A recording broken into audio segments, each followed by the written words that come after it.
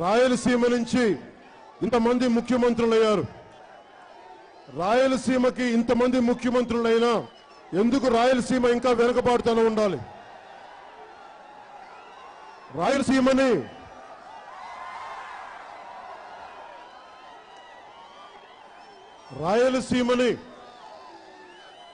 అందరూ నాయకులందరూ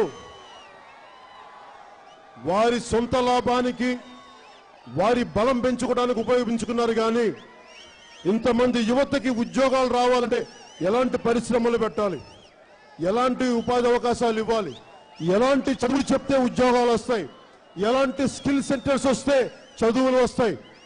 ఎయిర్పోర్ట్ కట్టారు, ప్రయోజనం ఏంటి? పవన్ కళ్యాణ్ దిగడానికి ఎయిర్పోర్ట్ పెట్టింది ఇక్కడ,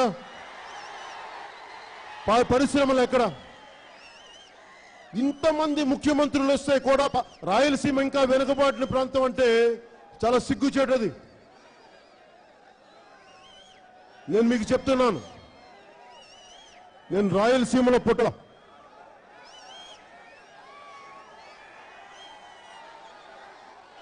కానీ రాయలసీమ కోసం నా ప్రాణం ఇచ్చేస్తాను.